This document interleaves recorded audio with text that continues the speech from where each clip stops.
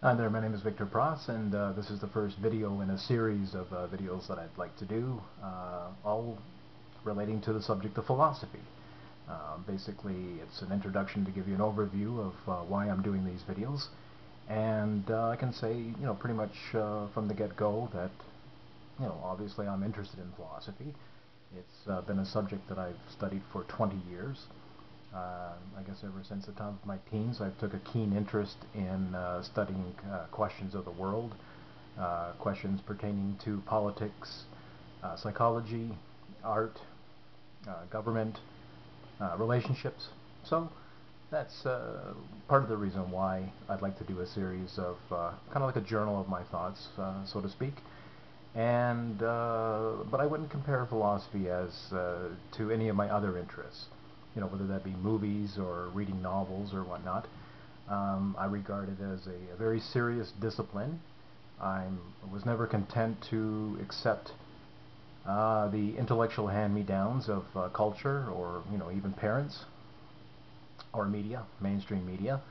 Right from the get-go, I was a very highly suspicious person of some of the things that's purported to be truths that other people swallow wholesale and just accept as axiomatic and factual without even blinking an eye to question whether a lot of the things that they are taught at their mother's knee and reinforced later in public school and just in the cultural in general as truths. And so I decided to pull back the curtain to see the man behind, and I found out that for the most part it wasn't the Grand Wizard at all. So anyway, the doing these videos is partly been motivated by the work of philosopher Stefan Molyneux, who has a YouTube channel and has a series of videos himself pertaining to philosophical subjects.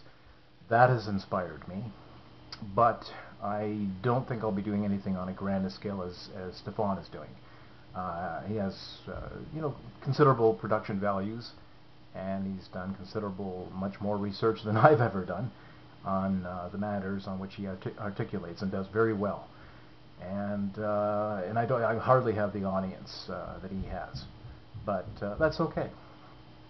And at the same time, too, I can say that it was an enormous pleasure that I can say that I met Stefan Molyneux back in 1995. I have all the respect in the world for Stefan. He struck me, even at that time, as very intelligent, and we both attended a lecture, and we met each other through a mutual friend. We both attended a lecture. We went for coffee and donuts afterwards, he and I and this mutual friend, and we spent many of hours talking philosophy. It was absolutely fascinating. He is a great listener. You can just tell, here's a person who is truly in the moment, who's totally present. He listens to you. You know, just by his body language and his eye contact, that he's actually listening to you and taking you in and responding accordingly, and truly makes you feel, uh, mirrored and viable, visible. So I kudos to him for that. He's always left a very strong impression on me in regards to not only his demeanor, but and also in regards to his conversation. Um, uh, One thing I can say, though, is that he was not a big fan of my art. I mean, I know that my art can be, a little bit out there, and it doesn't matter. It doesn't matter if he doesn't like my art. It didn't bother me then. It doesn't bother me now.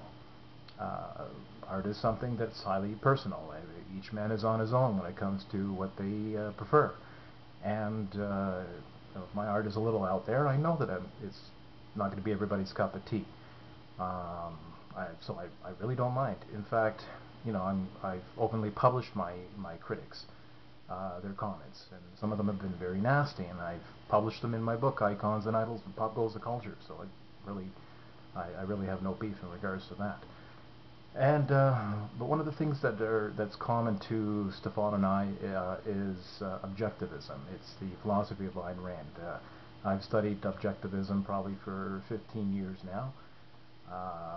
There's a lot of parts of the philosophy that I still retain, and there's a lot of parts that I've overthrown and felt myself to have gone beyond.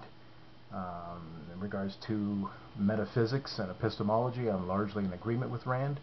I take a few departures in regards to her ethics. I certainly take a great departure from her politics, which is really just, I consider her ethical approach to be in stark contradiction to her political stance, and especially in regards to the non-aggression principle. I seriously don't understand how a great mind like that could, accept the government as not being incompatible with the non-aggression principle. But there you go. And pretty much, and thanks to the works of Stefan Molyneux, he's clarified the issue very much for me. So I owe an enormous debt to Stefan in regards to that. So just to let you know, just to wrap up now, I'm not here to save the world.